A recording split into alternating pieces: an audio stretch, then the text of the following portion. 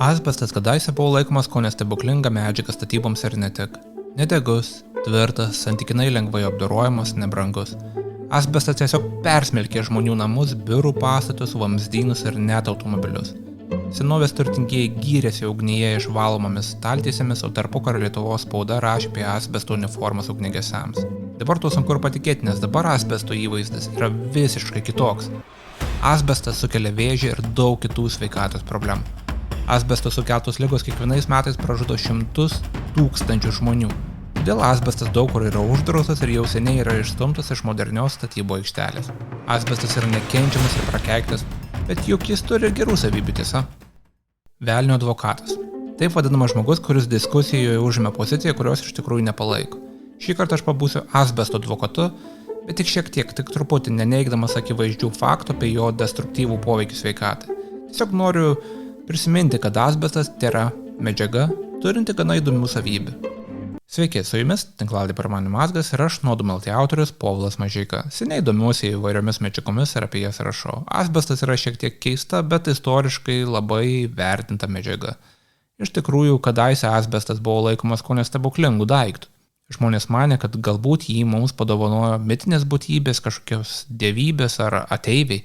Dabar mūsų žinios yra platesnės ir gilesnės ir į asbestą žiūrime visiškai kitaip. Šioje tinklalaidėje papasakosiu kelius įdomius faktus apie asbestą, jo istoriją ir geriausias savybės. Būtent geriausias savybės. Paminėsiu ir kelis jo panaudojimo būdus, apie kuriuos galbūt nesate girdėję, ir atskleisiu, kur jis išsivysčiusiuose šalyse naudojamas iki šiol.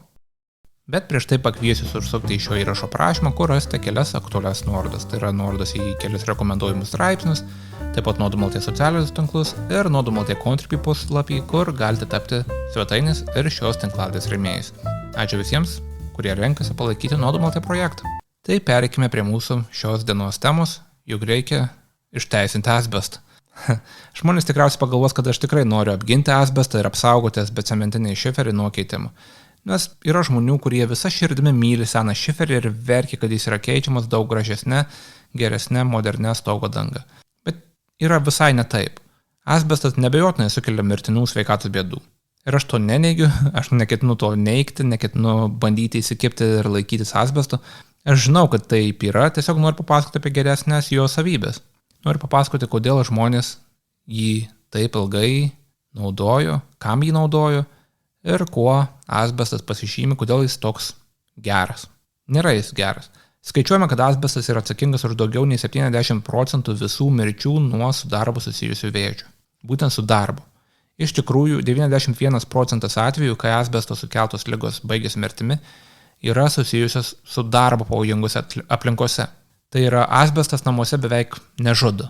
Savo namuose, net jeigu jie turi asbestinį stogą, asbestinės grindis, mes to asbesto tiek daug neprisikvėpuojame, kad jis mus pražudytų. O darbe, ypač dirbant kasyklose, statybose, gamyklose, žmonės prisikvėpuoja labai daug asbesto dulkių ir, po kelių metų ar po 15 metų už tai sumoka labai didelę kainą. Asbesto sukeltos ligos kasmet pražudo daugiau nei 200 000 žmonių. Taigi, šią tinklalaidę aš tikrai nesiekiu gražinti asbesto į statybo aikšteles. Tiesiog noriu papasakoti jums kelis įdomius faktus apie asbestą ir paaiškinti, kodėl jis buvo taip plačiai naudojamas. Jis buvo taip plačiai naudojamas, net kai žinojome, kad jis yra mirtinai pavojingas. Noriu papasakoti, kodėl istoriškai jis buvo laikomas kone stebuklinga, galimai net mitinių būtybių mums padovanota, ar tiesiog mitinių būtybių kalnuose palikta medžiaga. Apie tai ir pasikalbėkime. Pasikalbėkime, kuo asbestas yra įdomus ir kuo jis yra geras. Kai buvau vaikas, beje, kaime žaisdavome su mažais šiferio gabalėliais, aš buvau girdėjęs apie asbestą, žinojau, kad tai yra pluoštas, bet nežinojau, kad tai yra kasyklose išgaunamas mineralas. Aš net nežinau, apie ką galvodavau, bet, žinant, kad asbestas buvo presuojamas, karpomas, formuojamas ir net audžiamas, sunku įsivaizduoti, kad tai yra kažkas, ką žmonės iškasa iš žemės. Asbestas iš tikrųjų yra 6 natūraliai susidarančių silikatinių mineralų grupė, ne viena konkreti uoliena, tai yra toks bendras terminas 6 skirtingiems mineralams. Tai yra toks bendras terminas apibūdinti tokios tekstūros, tokios kristalinės struktūros mineralams. Tai yra lankstaus pluošto mineralai. Skaičiau, kad kalnakasiai asbestą apibūdindavo kaip minkštą, purų ar net panašų į medvilnę. Bet tai priklauso nuo asbesto tipo ir kokioje terpėje jis buvo rastas. Tas ilgas labai lankstus pluoštas išgaunamas jau apdorojimo metu, tų tokių vilną primenančių asbesto gniužulų iš žemės tikrai niekas netraukia, bent jau dažniausiai netraukia. Pats žodis asbestos kildinamas iš senovės graikų kalbos ir reiškia neužgesinamas. Tai yra šiek tiek keista, nes tas žodis apibūdina visiškai priešingą asbesto savybę, tai yra jis yra nedegus. Ir būtent dėl to žmonės asbestą naudojo tūkstančius metų. Prieš daugiau nei 4500 metų žmonės asbestu tvirtindavo keramikinius indus, naudotus maisto ruošimui ant ugnies.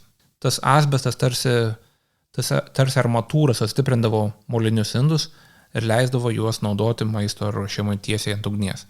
Asbestas gali būti labai tvirtas ir yra atsparus karščiui ir liepsnoms.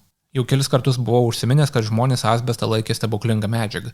Pavyzdžiui, prieš daugiau nei 1000 metų turtingi persai iš jo ausdavo servetėles ir staltieses ir paskui stebindavo svečius, sumesdami tuos audinius tiesiai į ugnį. Ugnis nudegindavo nešvarmus, o medžiaga likdavo ko nepakitusi. Ir tai tais laikais prieš visas sintetinės medžiagas, prieš Nomex ir panašiai, tai atrodydavo kaip stebuklas, nes sutepta staltiesė tiesiog įmetė į ugnį ir ištraukė ją švarę. Švarę, bet nepakitusi. Ugnis tiesiog nudegina maisto likučius, trupinius ir panašiai, o staltiesė palieka nepaliesta. Kai kurie persai manė, kad asbestas yra kadaise ugnyje gyvenusio mitinio gyvūno kailis. Tas mitinis gyvūnas, tokia salamandra, jų manimų gyveno arba bent jau gimė ugnyje ir paskui kažkokiu metu žuvo, mirė ir kalnuose paliko savo kailį. Asbestą naudojo ne tik persai, bet ir europiečiai, tiesa, čia jo buvo daug mažiau. Štai pavyzdžiui, imperatorius Karolis Didysis turėjo tokią asbestinę staltiesę, kurią jam kažkas padovanojo iš rytų. Apie asbesto audinį savo pasakojimuose kalbėjo ir legendinis keliautojas pirklys Markas Polas. Taigi asbestas naudojamas labai ilgą laiką. Jau 1000 metų žmonės naudoja asbestą. Bet aišku, masiškai asbestas pradėtas naudoti jau daug vėliau, jau XIX amžiuje. Tam didelį įtaką turėjo pramonės revoliucija ir išvystyti pasauliniai logistikos tinklai, ypač laivyba tarp Šiaurės Amerikos ir Europos. Kanadoje ilgą laiką veikė didžiausia, produktyviausia asbesto gavybos pramonė. Ten buvo didžiausios kasyklos, kurios naudojo geriausią, moderniausią techniką, nes asbesto gavyba, jo kasimas iš žemės, buvo labai pelningas verslas. Vėliau Kanada šioje srityje aplenkė Sovietų sąjungą, išvysčiusią asbesto gavybą Urale ir Kazakstane. Asbestas dideliais kiekiais taip pat kastas Pietų Afrikoje, Pietų Rodezijoje, žinoma, kaip Zimbabvė, ir Kinijoje. Europoje taip pat bandyta vystyti asbesto gavybą, ypač Šiaurės Italijoje, Alpių kalnuose, bet Europos pramonė visada gaudavo santykinai pigaus asbesto iš Kanados, todėl gavyba, neišaugo į kažką labai tokio masiško. Ir taip žmonės naudojo ir kasė asbestą ištisus dešimtmečius. Daugiau nei 100 metų žmonės kasė asbestą ir iš jo gamino labai daug skirtingų dalykų. Galiausiai 20 amžiaus pabaigoje, jau artėjant 21 amžiui, asbesto gavyba ir asbesto produktų gamyba stipriai krito. Vakarų šalys viena po kitos ėmė drausti importą, apdorojimą ir naudojimą. Asbesto populiarumas staigiai krito, bent jau vakaruose. Ir žinoma, tai buvo susijęs su nepaneigiamai neigiamu asbesto poveikiu sveikatai. Mikroskopiniai asbesto pluošto gabalėliai yra tarsi mažytės adatos, kurios gali būti įkvėptos su dulkėmis, jos įsminga į plaučių audinį ir sukelia fibrozę, asbestozę ir vėžį. Bet kaip minėjau, šioje tinklalaidėje kalbėsime ne apie tai, ne apie sveikatą, o apie teigiamas, ko ne stebuklingas asbesto savybės ir platų jo panaudojimą. Tik noriu paminėti, kad kartais internete pasirodo keistos nesąmonės, kad ne visas asbestas yra toksiškas, egzistuoja kažkokia gera asbesto rūšis. Tai nėra tikslu. Kaip minėjau, terminas asbestas apibūdina net 6 skirtingus pluoštinius mineralus. Ir vyrauja įsitikinimas, kad kai kurie iš tų 6 mineralų yra labiau kenksmingi, o kai kurie nėra tokie kenksmingi. Tai yra tiesa. Yra asbesto, kuris yra labiau kenksmingas, ir yra asbesto, kuris yra mažiau kenksmingas. Bet ko nėra, tai nėra saugaus asbesto. Ir taip pat verta paminėti, kad pats populiariausias asbestas, vadinamasis baltasis asbestas, sudaro apie 95% visą žmonijos naudojimo asbesto. Tai yra asbestas, kuris ir buvo mūsų senuose sauguose. Ir jis yra žalingas. Kadangi jis buvo populiariausias, jis buvo tyriamas daugiausiai ir būtent jis pražudo daugiausiai žmonių visame pasaulyje, nes yra naudojamas dažniausiai. Įdomu tai, kad apie asbesto žalą sveikatai, ypač plaučiams, žmonės žino nuo 20 amžiaus pradžios. Pirmieji asbestozės atvejai buvo užfiksuoti prieš daugiau nei 100 metų. Dar anksčiau pastebėta, kad asbesto kasyklose ir asbestinių produktų gamyklose plaučių ligos yra nepalyginamai dažnesnės nei bendroje žmonių populiacijoje. Tai reiškia, kad kai prasidėjo asbesto ribojimai ir draudimai, tas neigiamas jo poveikis sveikatai jau seniai nebuvo naujiena. Jau 100 metų tai nebuvo naujiena. Tiesiog, buvo susitaikoma su tomis rizikomis, ypač darbininkų rizikomis ir tarsi buvo laukiama, kol medžiagų mokslas pažengs tiek į priekį, kad asbestą pavyks pakeisti. Nes asbestas tiesiog turi labai daug gerųjų savybių ir mes apie tai turėtume pasikalbėti, nes šitą tinklalaidė yra asbesto išteisinamas. Tai kokios yra tos gerosios asbesto savybės? Kodėl jis taip plačiai naudotas? Jis taip plačiai naudotas daugiausiai dėl to, kad yra daug pigesnis už daug kitų pramoniai prieinamų pluoštų. Pluoštas kompozitinėse medžiagose leidžia sutvirtinti ir surišti kitas medžiagas, pavyzdžiui, cementą, gipsą, plastiką, gumą, bet to asbesto paplitimą nulėmė ir jo atsparumas karščiui, liepsnoms. Jis ne šiaip atsparus, tai yra jis nepasikeičia, nesudega liepsnose, bet ir puikiai izoliuoja šilumą, tai yra jis yra prastas šilumos laidininkas ir tai šiuo atveju yra puikia savybė. Asbestas taip pat yra labai ilgaamžė medžiaga, nes tai yra iš žemės kasamas mineralas. Žemėje jis praleido tūkstančius metų, milijonus metų ir nepajudinamas jis tiesiog lieka toks, koks yra.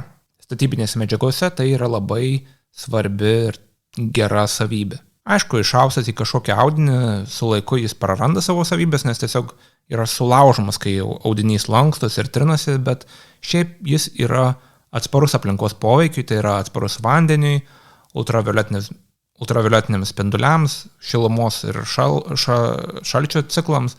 Aišku, kas nors paminės tą senąjį šiferį ir sakys, kad jis pasensta, tampa trapus, toks plonas. Tai yra tiesa, bet jis toks pasenęs tampa dėl kitų medžiagų, tai yra cemento. Jį veikia erozija, ant jo pradeda augti kerpės, samanos. Ir, cementas ištrupa iš seno šiferio ir ne asbestas ten pasensta. Be to asbestas yra atsparus daugeliui chemikalų, sūriam vandeniui, jis yra nelaidus elektrai ir galiausiai, ir tai yra labai svarbu, asbestas yra lengvai apdorojamas. Pats pluoštas yra gana lankstus, lengvai įterpiamas į kitas medžiagas, įskaitant cementą, gipsą, dervą, gumą, plastiką. Ir tai reiškia, kad jis gali būti karpomas, audžiamas, verpiamas, štampuojamas santykinai paprastose pramoniniuose procesuose. Tai lemia tai, kad asbesto produktai, asbesto medžiagos, asbesto kompozitinės medžiagos yra gana pigios. Ir tas apdorojimo paprastumas labai svariai prisidėjo prie istorinio asbesto paplitimo. Tai kam jis buvo naudojamas? Visi žino apie asbestcementinį šiferį, asbesto pluoštas tarsi armatūra sustiprina cementinius lakštus, leidžia juos gaminti masiniu būdu, labai greitai ir pigiai. Be to, toks šiferis, asbestinis šiferis yra ilgaamžis, lengvai transportuojamas ir įrengiamas, ypač lyginant su stogo dangomis, kurias jis dažnai keitė, ypač istoriškai. Asbestinis šiferis yra daug lengvesnis ir pigesnis už čerpes, daug ilgamžiškesnis už skiedras, šiaudus ar nendris. Skarda, aišku, turi savų privalumų, bet šiferis yra daug pigesnis. Be to, kadangi asbestas yra atsparus liepsnoms, tikimybė, kad ant tokio stogo nukritusi žiežirba jį uždegs, yra visai maža. Kadaise, istoriškai, tai buvo labai svarbus pokytis, nes skiedrinių ir šiaudinių stogų laikais sudegdavo ištisi kaimai. Užsidegdavo vienas namas, jis pradėdavo spjaudytis žiežirbomis ir sudegindavo visą kaimą. Asbestiniu šiferiu dengtas namas techniškai yra labiau apsaugotas nuo žiežirbų sukeliamų gaisrų. Bet iš asbesto plokščių gamintos ne tik stogų dangos. Iš jo gamintos ir vidaus apdailos detalės, grindų ir lubų plokštės, vidaus sienos, pertvaros ir panašiai. Asbesto pluoštas taip pat sutvirtino gipsinės sienas, modernius kietus virtuvinius stalviršius. Iš tokio asbestcemenčio gaminti vandentiekio ir kanalizacijos vamzdžiai, ugniasienės, židinių ir krosnių vidaus plytos ir daug visko. Iš tikrųjų visi namai nuo pamatų iki stogo buvo statomi iš medžiagų turinčių asbesto. Beje, netgi seifai tuose namuose dažnai turėdavo asbesto izoliaciją, kad kilus gaisrui apsaugotų viduje esantį turtą, tai yra pinigus, ginklus, amuniciją ir panašiai. Kadangi asbestas yra atsparus ugniai ir karščiui, iš jo gamintus ir ugniagesių uniformus. Minėjau, kad apie tai buvo rašoma ir tarpukario Lietuvos spaudoje, kur tai buvo apibūdinama kaip inovacija, kuri gali apsaugoti ugniagesių gyvybės tokiame pavojingame darbe. Dabar aišku, Nomex ir kiti sintetiniai pluoštai tai daro daug geriau, bet laikais, kai tokių modernių medžiagų nebuvo, asbesto galimybės atsispirti ugniai buvo arti stebuklo. Tai buvo tikrai inovacija, galinti apsaugoti ugniagesių gyvybės, gesinant labai karštus pastatų gaisrus. Asbesto audinio uniformas dėl šios medžiagos atsparumo liepsnai ir karščiui naudojo ir mokslininkai, kurie dirbo su ugnimi ir pavojingais chemikalais, įvairių gamyklų darbuotojai, jūreiviai, suvirintojai ir kiti žmonės, kurie turi dirbti su karščiu. Asbesto pirštinės beje iki šiol naudoja amerikiečių kariai, kai jie turi tvarkyti su, pavyzdžiui, ką tik šaudžiusiais kulkosvaidžiais ir panašiai, kur, reikia tos geros šiluminės izoliacijos. Asbestas yra puikiai šiluminė izoliacija. Iš jo galima pagaminti labai puikią šiluminę izoliaciją. Iš jo pagaminti audeklai dengia boilerius įvairiose garo variklių sistemose, izoliavo variklių skyrius laivuose. Asbestas netgi buvo įterpiamas į senoviškus lygintuvus, kad karštis būtų išlaikomas ten, kur reikia, toliau nuo naudotojo rankos. Iš asbesto audinio gamintos ir lyginimo lentos, padėklai puodams, puodų rankinus, virtuvinės pirštinės, viryklio apdaila. Viskas, kas namuose yra susijęs su karščiu, buvo gaminama iš asbesto audinio. Ligoninėse po asbesto antklodėmis buvo šildomi vaikai ir tiesiog sužeisti sergantys žmonės. Asbesto audiniai naudoti ir elektros izoliacijai. Ypač ten, kur karšta ir kitokia izoliacija gali išsilydyti. Pavyzdžiui, jie naudoti elektrinėse orkaitėse, skrodintuvėse, elektros varikliuose, kino teatro projektoriuose, asbestcemenčio plokštės naudotos elektros grandinių skirstymo dėžėms. Tiesiog visur. Nes asbestas yra tokia gera, labai tvirta ilgaamžė izoliacija. Noriu paminėti ir kelis kiek keistus asbesto panaudojimo būdus iš istorijos, apie kuriuos galbūt nesate girdėję. Pavyzdžiui, iš susmulkinto asbesto anksčiau buvo gaminamas dirbtinis sniegas. Dirbtinis sniegas filmams, vaidinimams teatre ir panašiai. Daugybė labai senų kalėdinių filmų turi to asbestinio sniego grožio.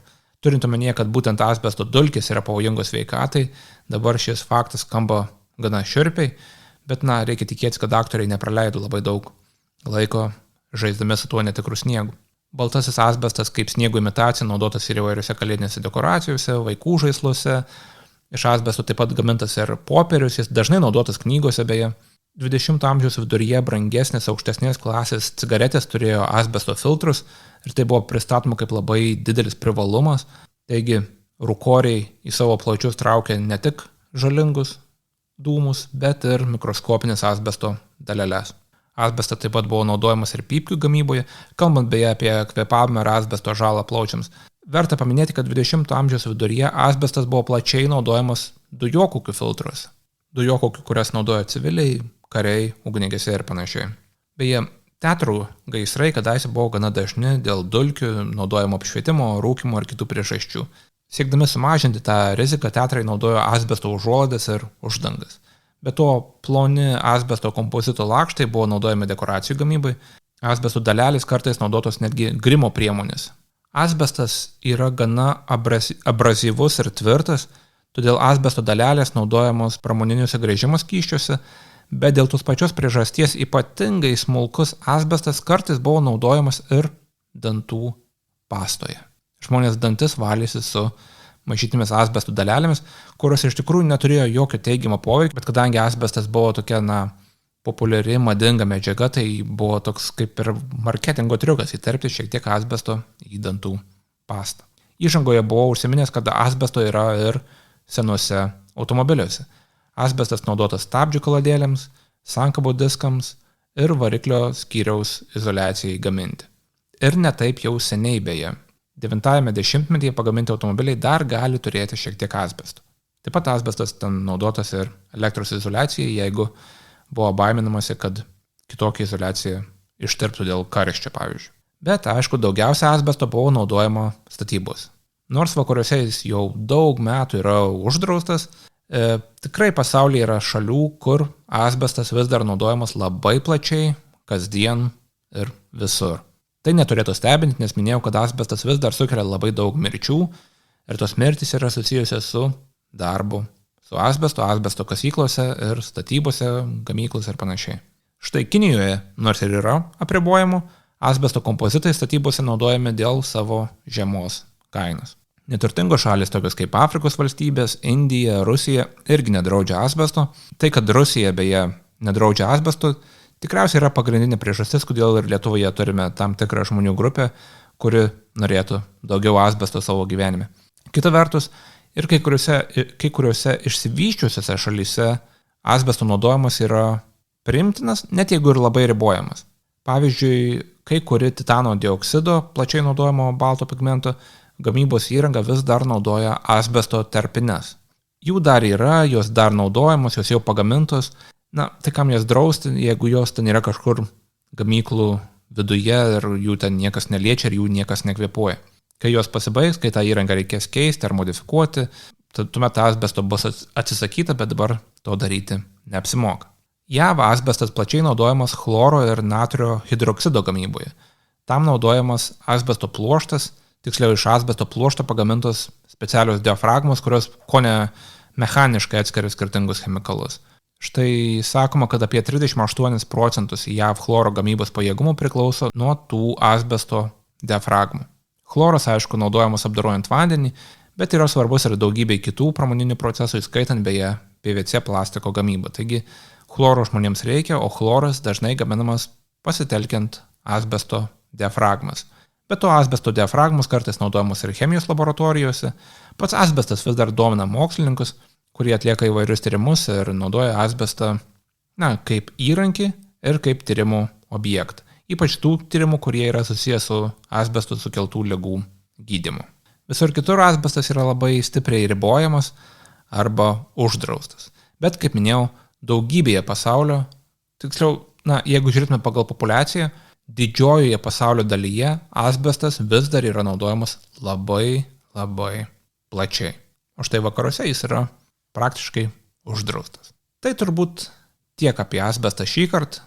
Tai iš tikrųjų yra įdomi medžiaga, įdomus mineralai, geologinė keistenybė ir, jeigu tikėtume senovės žmonėmis, stebuklinga medžiaga. Bet medžiagų mokslas dabar yra toli pažengęs ir ilgėtis asbesto tikrai neverta. Bet to, turime pagalvoti ir apie kitus. Geriau jau žmonėms asbesto kasyklose nekasti ir asbesto dulkių gamyklose neuostyti.